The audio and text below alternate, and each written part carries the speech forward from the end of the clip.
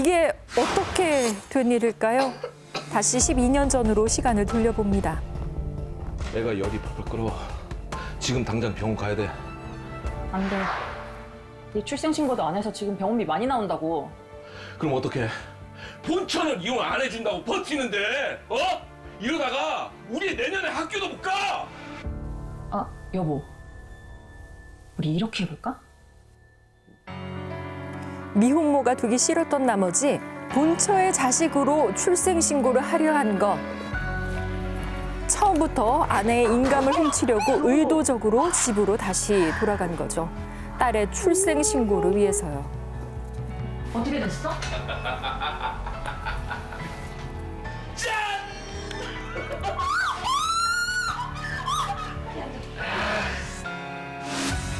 그렇게 자신도 모르는 사이에 친자가 생긴 복혜 씨. 야, 김미영 문 열어!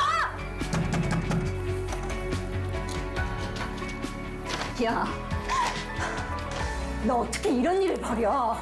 그리고 나한테 빚을 다 떠넘겨? 그러니까 왜 내 말을 안 들어요? 그냥 이혼하고 서로 갈 길 가지. 괜히 고집 부리더니. 아유. 내 호적에서 당신 딸 이름 당장 빼! 그래도 한땐 엄마였잖아요. 우리 딸한테 상속해줘요. 나 몰래 한 출생신고는 무효야. 당장 이름 지워! 못 지워!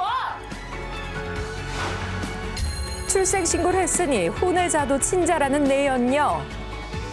당사자 몰래 한 출생신고는 무효라는 아내. 과연 누구의 말이 맞을까요? 아이고. 아니 뭐 바람 나가지고 집을 나간 남편 그것만 생각을 해도 속이 네. 터질 것만 같은데. 그러니까요. 근데 아내의 이게 뭔 동의도 일이야. 없이 혼외자를 또 가족관계 증명서에 또 서류를 올리고 그리고 또 그 상속 재산까지 말하는 정말 황당무계한 이게 아내 사건이었습니다. 입장에서 진짜. 네. 근데 아내 입장에서는 이거 내 동의도 없이 이렇게 출생신고를 한 건데 그래서 무효 아닌가. 정말 적반하장수 유분수지.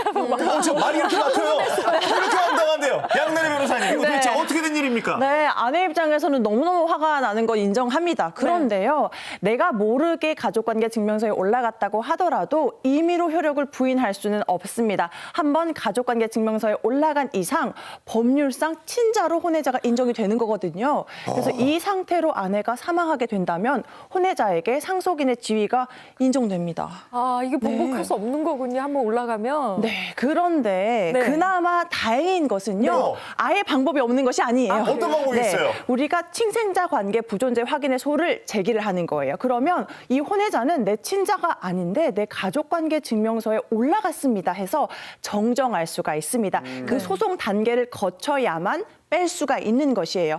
그리고 너무 화가 나잖아요. 네. 아, 이거 형법상으로도 문제가 될 수가 있습니다. 네. 공전자 기록 등 불실기재죄라고 이름이 조금 어려운데요. 어렵네요. 공무원한테 허위로 신고를 해서 공전자 기록에 허위의 내용이 올라간 사람을 처벌하는 그런 죄입니다. 무려 5년 이하의 징역, 1천만 원 이하의 벌금에 해당하는 중죄예요. 그런데 여러분 공소시효가 7년입니다. 이 사안 같은 경우에는요 12년이 도과했기 때문에 네. 처벌받는 것은 조금 어려움이 있으리라 그래요? 생각이 됩니다. 아, 공소시효가 지났구나. 네. 아, 저는 또 그걸 보면서 또 화가 났던 게 뭐냐면 그 남편도 남편이지만 그 혼외자의 화 많이 생모가 났어. 굉장히 좀 뻔뻔했어요. 그러니까요. 그 혼외자의 생모에 대해서는 좀 뭔가 위자료를 청구하거나 이런 방법은 없습니까? 제가 오늘 너무 속상한 이야기만 네. 자꾸 해드리는 것 같은데요.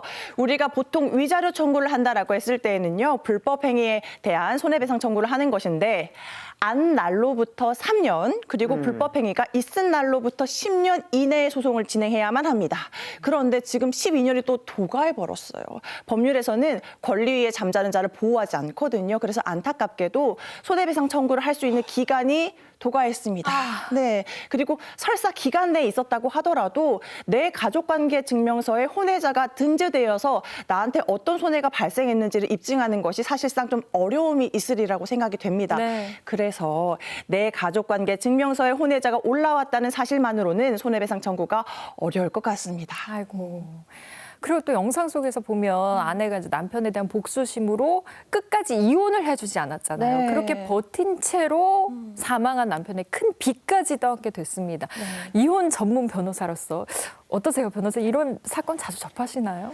사실 이혼을 흠이라고 생각하지는 않지만 또 우리가 섣불리 결정할 문제는 아니기는 합니다. 그런데 내가 배우자를 사랑하는 마음이 아직 남아 있어서 혹은 자녀를 생각해서 이혼을 하지 않는다고 한다면 당연히 그럴 수가 있죠. 그런데 단순히 복수심에 의해서 내가 혼인관계를 원만히 유지하지 않는데 결혼 생활을 유지할 경우에는 앞서 이제 살펴보신 것처럼 갑자기 채무가 날라올 수도 있고요. 상속의 문제가 발생할 수도 있고요. 당사자에게도 큰 고통이 될 수가 있습니다. 그리고 원만한 혼인관계가 이루어지지 않으면 오히려 내가 이혼 소송을 당할 수도 있다는 사실을 좀 유념해 두셔야 됩니다.